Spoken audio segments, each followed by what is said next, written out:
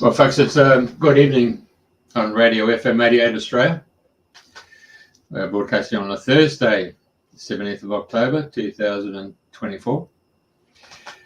Our co-host, none other than Andrina Forrest, has arrived in the UK from her trip in Egypt.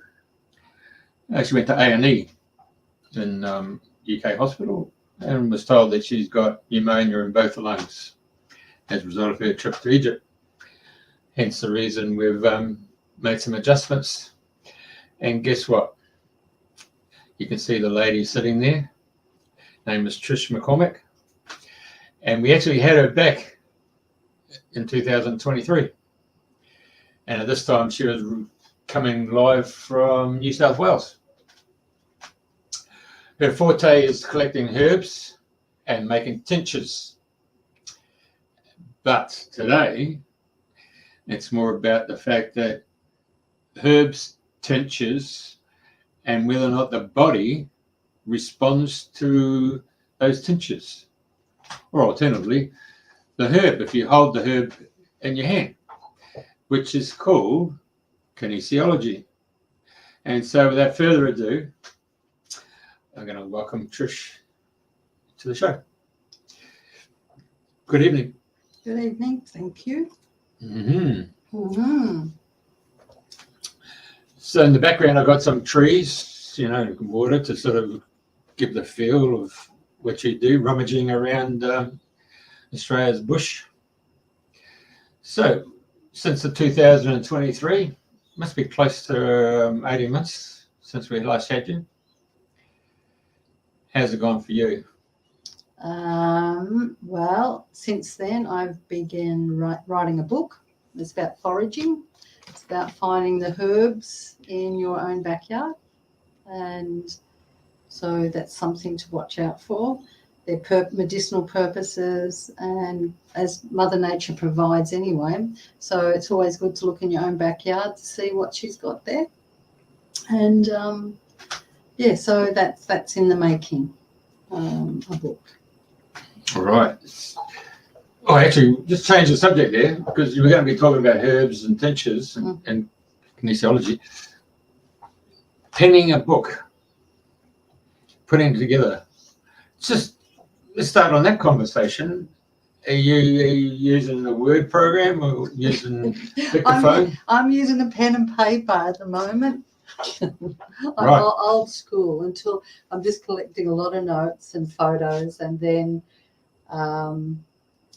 I will wait till the next step appears. Yeah. Right. Yeah. And at this moment in time, you're just one of those seat of the pants type authors. Yes, I am. Yes, I am. They're very rare, Yeah, I'm rare. Most authors have a beginning, a middle, and an end. So are you going to actually go through every herb as a chapter? No, this is foraging. So it's like looking at dock. You might find dock in your backyard or your paddock. So having a picture and a description of that. The medicinal purposes, how to harvest it, how to dry that, maybe how to make it into tinctures, how to use it as a food. And I'm sort of toying with, like what scent or what chakras it affects. There's more. I've just got a basic outline, but as I start to write more will come through of how I'm going to present that. Right. So the next component is, would you go to those print-on-demand operations, or are you just going to do it as a PDF reader and you'll just get it off your Facebook page or your social media? No, I'd probably like to sit in on how to write a book. I'd probably sit in and do a course like that. I know a few publishers, so I would approach them and just work my way through that too. Right. Yeah. Nothing in concrete. You think that most people now too lazy to read a book and probably more in tune with having a USB stick and place it in their vehicle's car monitoring system, audio system, and then listen to an audio book? that is a thought that could happen, but I'm pretty old school. I love books, and as far as I'm concerned, books are never will outdate.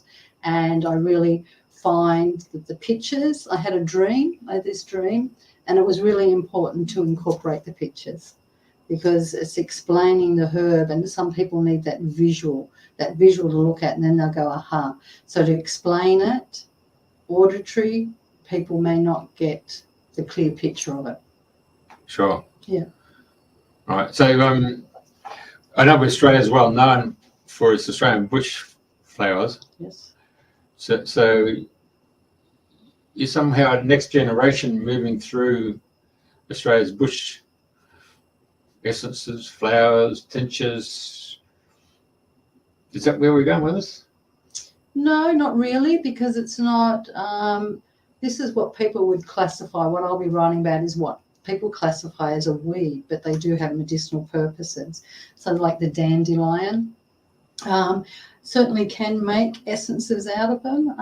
So the first book is really about foraging. It's just about putting on your boots, going out the backyard and getting to know what's in your environment. And there will be other books, but the first one is, just what's growing in the backyard. Right. So old school. Yes. Most of us, if not everyone over 50, is wearing glasses.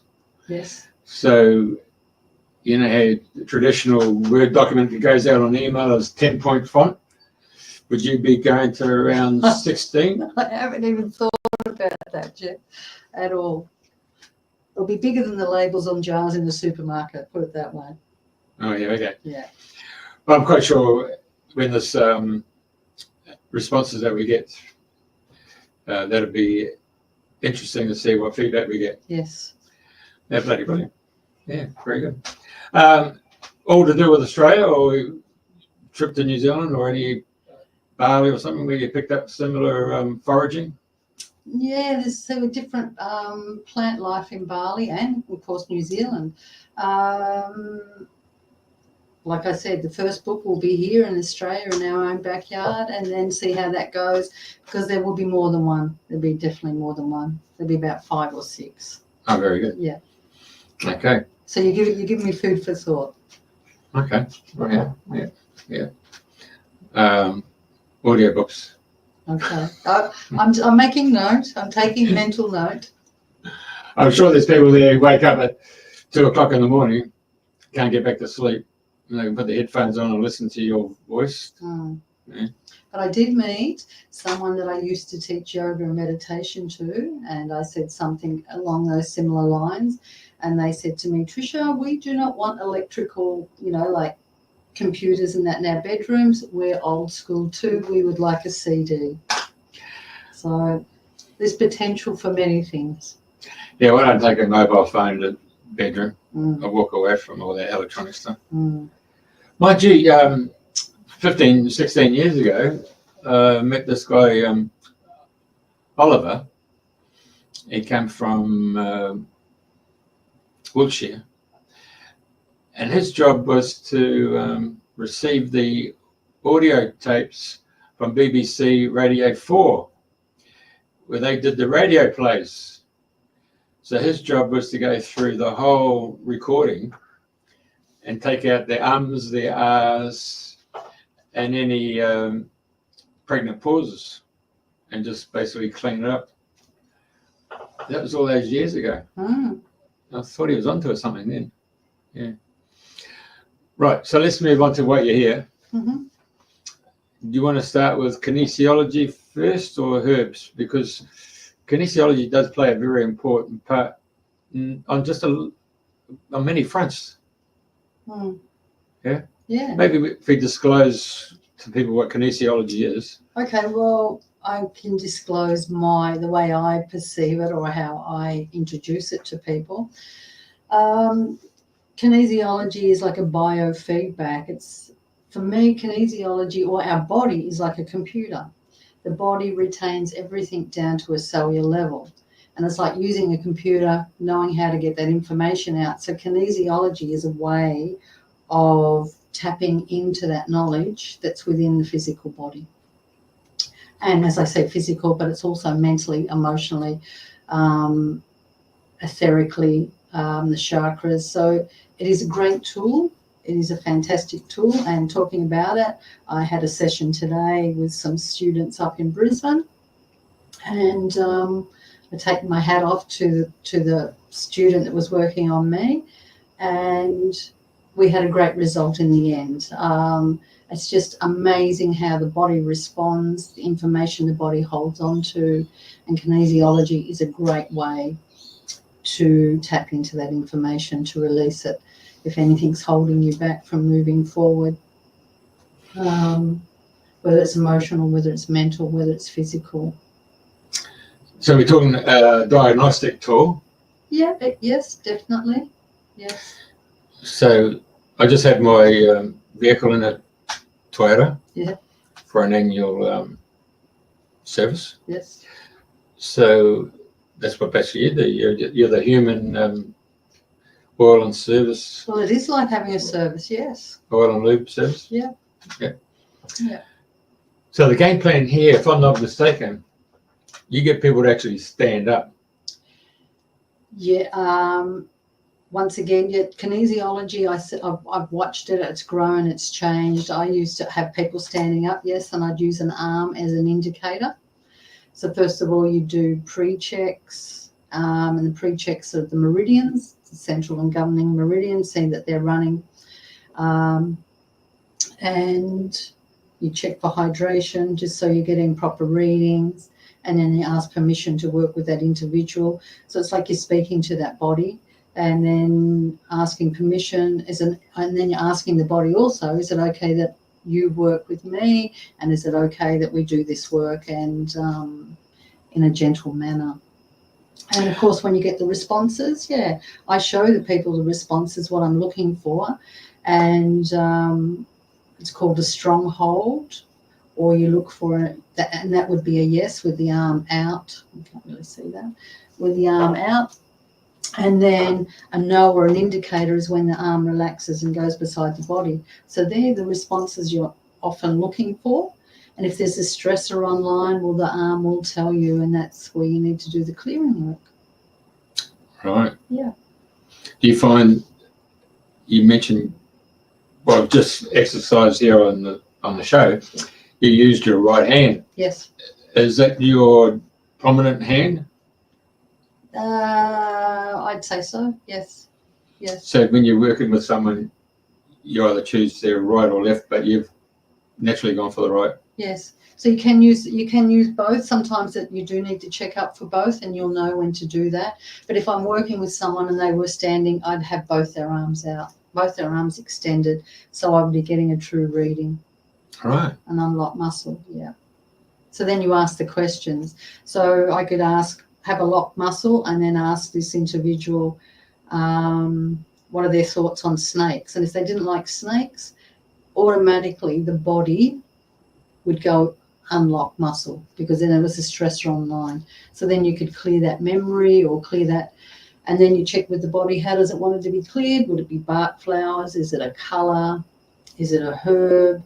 Is it hydration? So there's many ways to balance that back out, and the body will give you all that information. Right. So it doesn't matter what language the individual standing in front of you,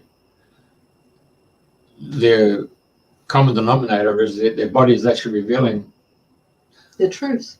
Yeah. The truth, yes. So I used to say that there's no secrets. There's no secrets. People would say, I could test them up or use them, and they're trying to give up smoking. They say, I haven't had a smoke today, and then the body would come unlocked. So you'd know, you can't pull the wool over someone's eyes. Yeah, right. Yeah. Mm-hmm.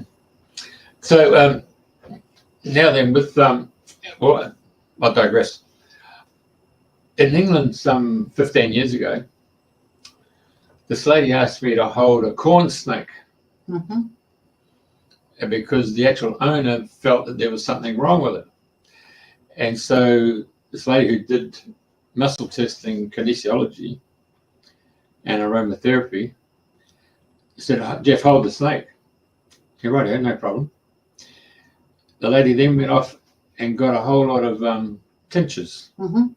Came back, and then the lady who was doing the facilitating asked the owner then, oh no, sorry, she tested the owner Mm-hmm. Mm-hmm. and then went to the snake Mm-hmm.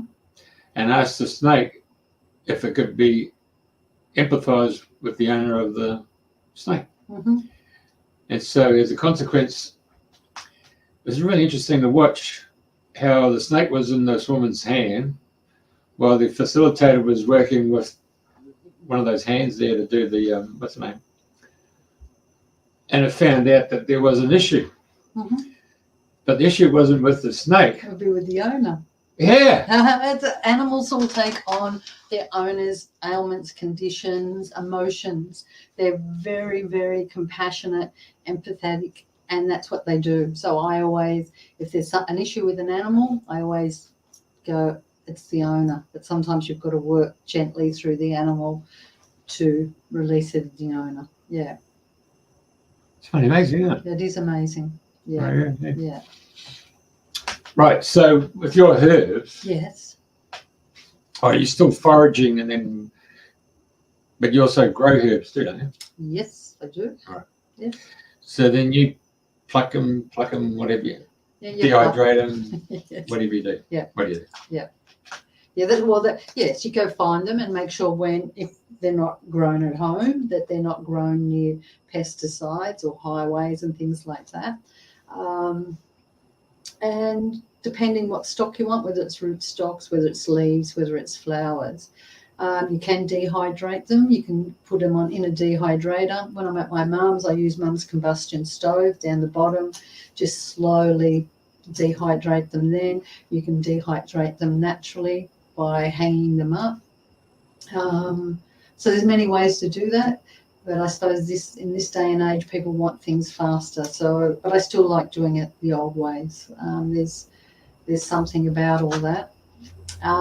Yeah, and then making them into tinctures. So that takes some time too, because they need to be steeped in alcohol, or you can do it in vinegars. And what was that? Or in vinegar. That's how they used to do them. Yeah, before. A lot of people had alcohol, and then you can make them from there. So when you say alcohol, if somebody says, I've got some alcohol like a beer, that's not going to be satisfactory. You want the pure stuff from vodka or gin. That's correct. Vodka. Yeah. Vodka, yes. Okay. Yeah. And how long do they have to ferment? Well, it depends on the herbs sometimes and how dry they are. You're better off doing them dry than damp so they don't cause mold, doesn't grow on them. It varies. It varies. And I suppose it depends how attentive you are to turning them and having them in the right areas and things like that. Yeah. And always write the dates on it anyway that you start the process so you've got a good idea. Otherwise, you have no idea. Right. So back in the 18th century, or coming up to the 19th century. I wasn't quite around then. Now, there was a lady called Vera Adler. Mm-hmm. And she wrote about the fact that the colours of bottles can impact on the liquid that's inside the bottle. Correct. And particularly if it's placed out in the sun. Yes. It can actually transmute and change the whole structure of the liquid. Yes. Do you do the same with your? I do it. I don't do it with the herbs at present, but I do it with water, with drinking water. And yes, I've had amazing experiences and using the drinking water if you're making like essences and things like that too. So you have that potential and the power of that colour vibration. Definitely. Yeah. You find that, most people who are into like Rudolf Steiner and his putting stuff in the cow horns and burying it in the ground on a full moon. Do you follow some of those principles of the moon cycle? Yes, definitely, depending on the plant and the root system and all those things come into play too. But once again, that's like the old ways, and it's lovely to do that if you have the time to do that. It's, people wanting certain plants or needing certain herbs.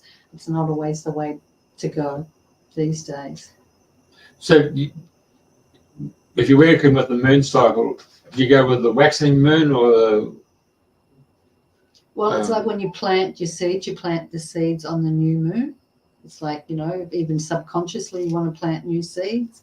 You do that on a new moon and also in the ground. No, it really depends on the herb. Some herbs, like on a new moon, you'll find the root systems come closer to the surface of the soil. So, yeah, it will vary. It will vary from herb to herb. All right. Yeah. Okay, so the waxing and waving moon. But the Aborigines also talk about the moon where you see the dark side in a curve. Yes. And then you see the light above it, which means the water's being collected, and it goes the other way, the water's coming out. There you go. Yes. So if you want to keep that, the moisture in the herb. So yes, there's definitely, they're the way to go. Definitely, right. Yeah. Now, there's a lady up in Siberia called Anastasia, and the guy from Moscow, came up on a steamship up the Volga and came across this woman, and she expressed to him that the best thing you can do when you're growing a garden is get the seeds. Put them in your mouth. Yeah.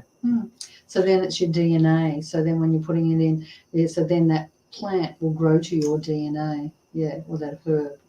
So then when you take it, the DNA, well, the DNA's got all our truth in it. So then it will vibrate at that energy, that level, so it will go to the healing, to do the healing right down to the DNA. So over a process, if you followed those principles, and then you got a harvest, and so now the fruits and the veggies are now to your vibration. Yes. Now you're mirroring that. So the next time you got a set of seeds from the same crop, rather than go to the shop to get them, and you plant them again, would you say that you're actually increasing the vibration, or are they staying at the same? Well, I suppose if my vibration has changed, I'd still like to, put them in my mouth too, to lift that energy. It's like, yeah, I'd definitely do it again, because I know after taking that herb and the healing taking place, that vibration of, my being will be certainly changed, evolved. Sure. Yeah. It also comes back to your intention too. What's going on in your mental body, would you say? Emotional body? Well, intention plays a big role. There's no use taking any herbs or medicines and going, oh, that's shit house or that's horrible. And, how's it going to do its work if you've, got that mindset, if you take it each time? So, intention is important. Well, we've seen that with the Japanese Dr. Mamoto with thoughts and intentions relating to water and ice, yeah. You don't realise just how important your thoughts are. Yeah. Yeah, the old see the half glass full or half empty. Yeah, okay. So have you got any popular herbs that you love frolicking around with? No, what I like the most is finding where they do pop up, and I'm surprised where they do pop up. And then when I share them with the people who live on that property, and it's all unbeknownst to them. So I think, for me, it's more of a treat finding them in the yards or in paddocks and going, oh, look where you're growing and why are you growing there, more so than having a favourite one. Do you also get into the fungi and the mushrooms? There's medicinal purposes for them. They call me. I see them all the time. Every time I go on a walk, without fail, they're calling me, and I love taking photos of them. But that's as far as I go with them. With fungi. All right. Yeah. The lion's mane. Yes. Yeah. And the turkey and all that. They're very popular. Yeah. But did you hear that joke? What one mushroom said to the other mushroom? What did the girl mushroom say to the boy mushroom? Go on. You're a fungi. Very clean. For an earthy joke. Yes. Yeah, okay. So the mycelium network is alive and well. Yes, definitely. And you often see some of your herbs growing pretty close to the mushrooms, or the mushrooms on your little trees or shrubs. No, I don't. Actually, I don't see a lot of herbs growing there. I think that environment might be too moist, and yeah, no, I don't see many herbs growing there. All right. Do you find that based on the pH of the soil, that one season might be varying to another based on the drought or floods? Yes, it can be. But I find herbs are pretty hardy, and once again, it's like rotating your crops. You know, one year you put one plant there, and then after you've harvested it, you might rest that soil, and then you may harvest it somewhere else. Yeah. Obviously, fire plays a very important part in Australia. Mm-hmm. So all those elements, drought, floods, and fires, really test our plant kingdom, doesn't it? Yes, but it's what's the word I'm looking for? But it pops back up. It can be burnt. It can go under floods, and the seeds will travel, and they pop back up. Definitely. All right. Mm. Okay, so do you have a favourite state in Australia where you seem to be a prolification of plants? No, I don't think so. Like Tasmania, Victoria, well, Victoria probably with its 4 seasons in a day type climate. No, I found, when I lived in Victoria and New South Wales, lived very country. So I found most of the things growing there were very similar, like out in the paddocks and locally. Yeah. And still here, up in Queensland, if I go rural, I find the same things growing in paddocks. Right. Mm. So let's get their tinctures out. And so a human comes knocking on your door, Mm-hmm. and says, "Is there anything that you can assist me with my personal growth, Mm-hmm. or my health?" Mm-hmm.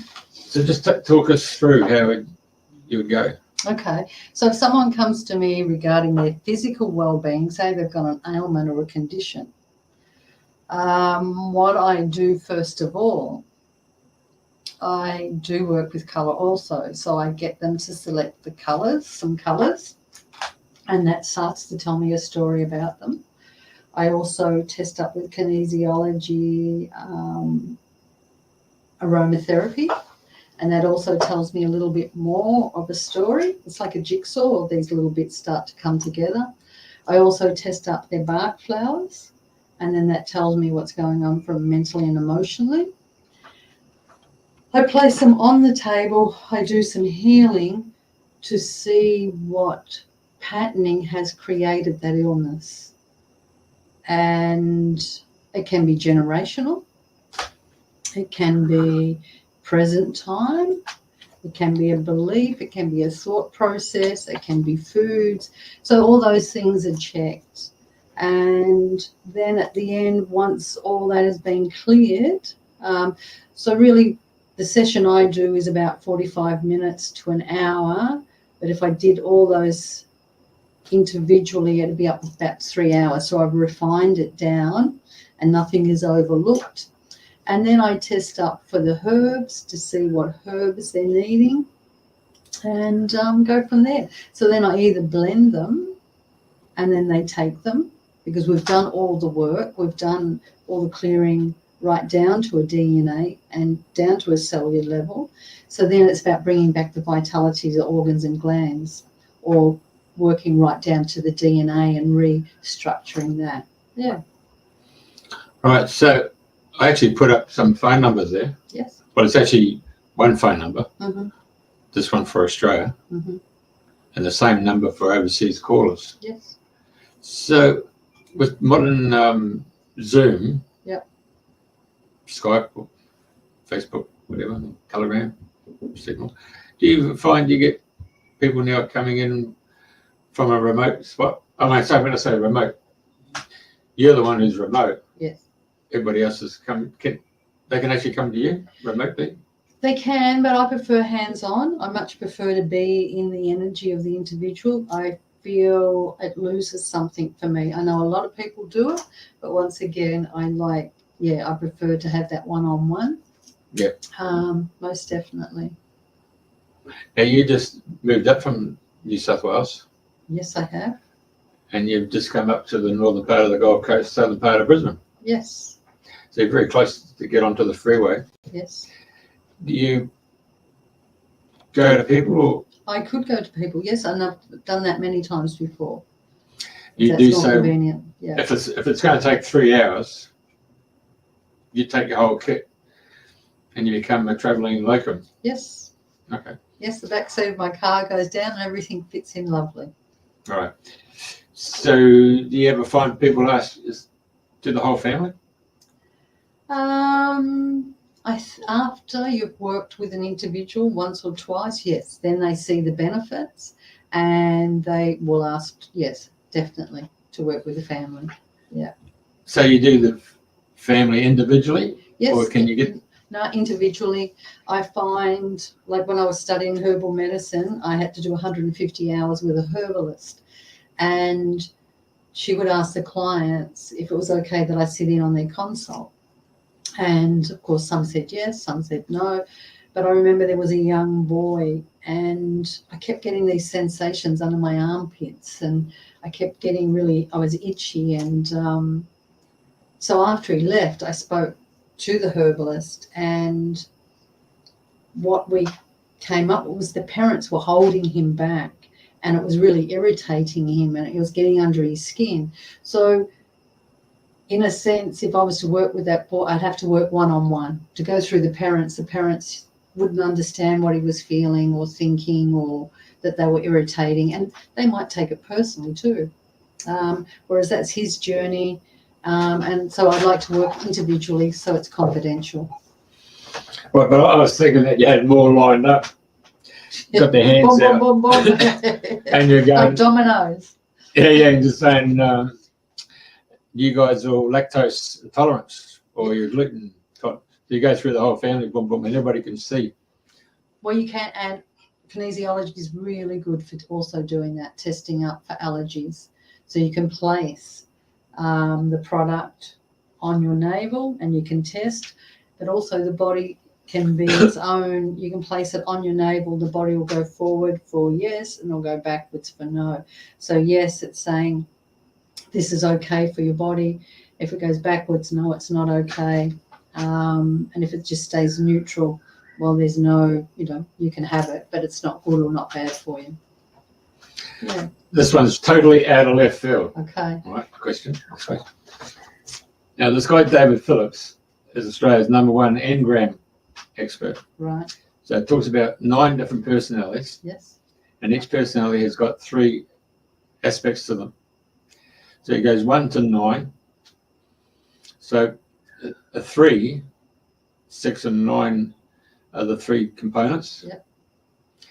So the question is, when he listens to a person, he can see whether or not there are 3, which means will show no substance. If there are 6, then they're a long-term strategic thinker and don't take kindly to authority. Mm-hmm. A 9 is one who moves into a monotone voice and puts everybody to sleep, primarily, yeah.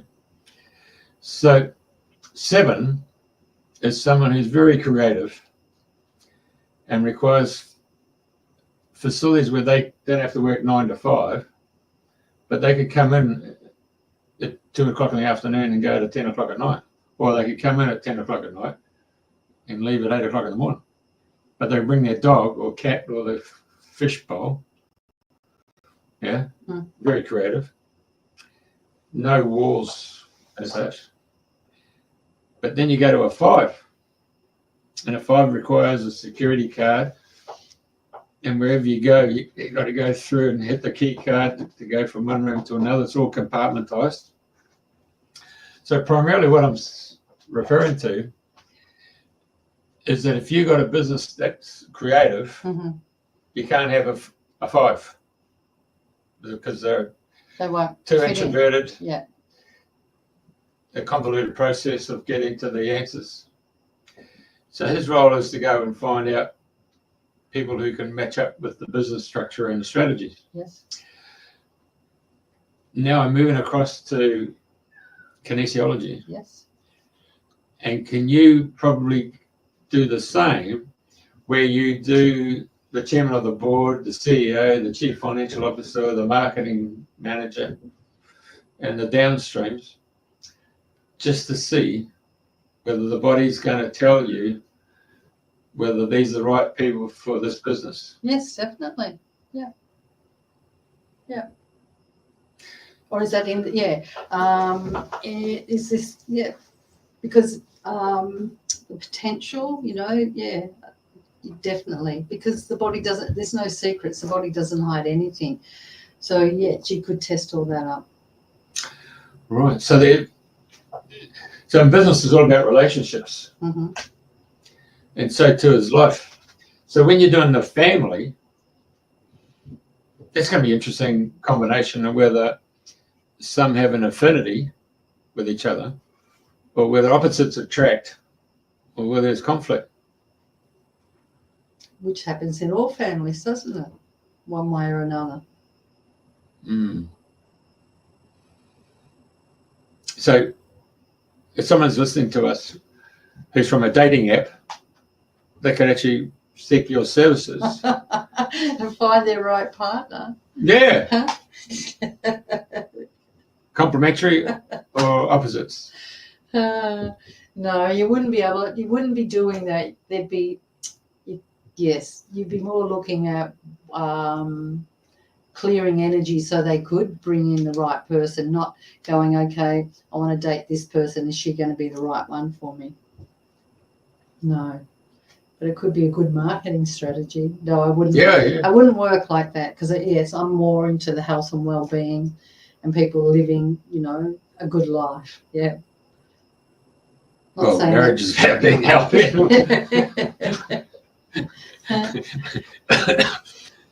Right. So, is there a question that should be asked that has never been asked of you? I don't know. In other words, if someone comes to you and say, do I need to take this as a liquid? Yes. Do I need to take it out of the liquid and do I need to pound it up, turn it into powder? Yeah. But you can test all that up. So there's many ways. I mean, even if it was a client and they went home and they go, I use kinesiology like this, that's like a stronghold. And then I use my other 2 fingers in between and I ask for a yes. Then I ask for a no, and when a no, there's an unlocked muscle, so the muscle unlocks, or that's an indicator. I can have a client sitting opposite me, and if they ask that question without even having to get up, I just tune into them, and I go, okay, do they need liquid? Do they need tablets? Do they need homeopathics? Do they need, and I can test up how many drops, how many times a day. Same with affirmations, so with everything, yeah. While you're talking there, I got taken to a TV show called Queer Eye on a Straight Guy. You never watched it. And well, there's one bloke there who was in the clothing, the fashion statement and all that stuff, and the clothes maketh the man, or clothes maketh the woman. Can we actually do the same when it comes to fashion, where a person comes to you and says, do I suit an autumn, summer, spring or winter look? Can that be done on kinesiology? And obviously colours represent those 4 seasons. Is that something else that the body can actually reveal? Well, there's no doubt it would, but that's not how I work. I suppose if they were coming, they were going for an interview or something like that and they wanted to dress appropriate, that's something else you could check up once you'd cleared all the energy around going to the interview or whatever might have been holding them back. And then you can also check, is it necessary to check to see what colour, what season colour. Sometimes it's just better off just being yourself. True. Now, the reason I went down that path was to direct you to the next path, which is aurosoma, yes, which relates to colours as well. Yes. So people look at them bottles and they can have all these different 2 combinations. Yes. And your eyes are your eyes deceiving you, or are they percepting in an auric fashion? Okay, so you do choose the colours that you need, or the colour chooses you. It's really interesting because it's a 4-bottle selection process, and often people have come and they've chose their bottles, and then I'll say to them, have a look at the colour clothes you've got on. So already they know they need that colour. So it intuitively, or there's this knowing. Say one lady came to me, she had a white top on and a pink skirt. The second bottle she chose was white over pink, so, and then I go, have a look at that, and it was like, oh my goodness, but they'd already dressed in that, so they were already ready. Sometimes it's like when you make an appointment, the energy is like with Reiki and things like that, the energy starts to work because you've committed to it. So she'd already committed to a session, she chose those colours. So, colour does play a big role too. But yeah, dressing for job interviews, that's not how I work with it. Yeah. You actually responded by saying, be yourself. Yes. So the perception would be not only the clothes become part of you, but your essence is now transmuting itself, and the person who's interviewing you is going to be receptive to the fact that you're relaxed, know the product, know their company, and what the industry is all about, because you're relaxed and you're into your own body. That's the secret, isn't it? I believe so. Be true to yourself. So if you're dressing to impress somebody, you might feel awkward or uncomfortable. Yeah. Well, if you're dressing to impress, it's almost like you become an actor or an actress to go onto the stage, and you're seeing one, act 1, scene 1. But you come to act 4, the last scene, divorce.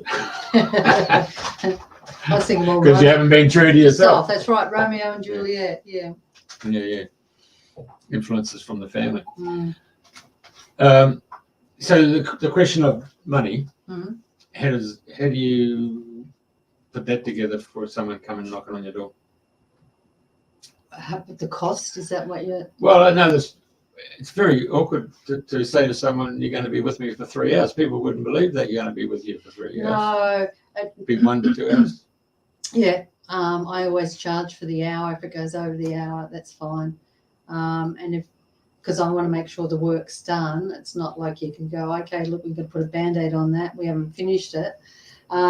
Sometimes people only process to a certain level, and then they do need the other, because it's like you don't want to go straight to the core. So it's building rapport. So when I start working with, this building that trust factor rapport between both of us, it's like, that scenario of peeling the onion. So a few layers come off, and then once you've built that rapport, then you'll find a few more layers come off, and then you're deeply in there, and that's been cleared. So most times it can be cleared in one session, depending how deep the trauma is. It could be 3 sessions, and then that's it. Good. Yeah. So I wouldn't do 3 hours. I wouldn't do 3 hours with someone. That would not be, it'd be exhausting. Conducive. Yeah. Plus the fact that they're travelling to meet you, or you're meeting them. Yes. Yeah. Do you prefer to be in a closed environment, or you can do it out in the scene here in the background to me, out in nature? Oh, I love working out in nature. Yeah. Right. Yeah, but it just depends what comes up for that individual. If there's a lot of tears, there's a lot of trauma, they've got to feel safe and not feel vulnerable. So it's more about where the client feels safe. True. Yeah. Do you find that working with nature, you're more involved with negative ions that balances living in a metropolitan environment? Because you mentioned before about plants that are close to the highway, or industrial areas. I mean, it tells a lot, doesn't it? I know the plants still thrive and grow well, but you wouldn't want to utilise them because of all the chemicals and pollutions and things like that. Yeah, you'd have to find a nice spot in nature. Running water would be ideal, you know, not a lot of people around. So unless, you know, you'd built rapport with the individual, to do it first out in nature probably wouldn't be the case. But I think my first healing was out in nature. Actually, it was at a confest. And I was under a big gum tree and on a table. There was a few people working on me, and I had an amazing experience. And that's probably what's led me down this path. And I felt the power of it. Yeah. So that was lovely in nature, but that was a totally different environment. It was love, peace, and brown rice. So many people big doing cacaos, ceremonies, ayahuasca, toad, puppy. Oh, what's it called? Starts with P. Peyote. You come across many people who have been through that and just need to get readjusted, come in for a service. Yes, a lot of people have been through that. Yeah, it's up to each individual, but yes, afterwards, some people have been left shattered, unfortunately. It is as it is, yeah. Right. Yeah. The spiritual side of plants, working with the elementals and the divas, have you been privy to seeing that in your own dreams, meditations, or open-eyed just by working in an environment? Yes, yes. And actually at the moment I'm working with Katumi, and Katumi, he's a master and he works on the pale yellow ray. And he also works with the divas and the plant energies and that. Yeah, I love that. I love that side of it. Yeah. All right. Okay. Mm. Well, we might have to wind this up. Yes. But it's been a pleasure to have you. Thank you. Is there a question I should be asking? No, not that I know of. Nothing that's come to mind. Right. No. Just, yeah, I think I truly believe, for me, I just love nature. I just love all the aspects of it, the healing. I'm in total awe of it every day. And for me, that's a blessing, yeah. Right, I'll just put your phone numbers up. Mm-hmm. So people can ring you. You do travel. Yes. From southeast Queensland, down to New South Wales, Victoria. Yes, I do Victoria too, yep. Okay. Well, pleasure. Thank you.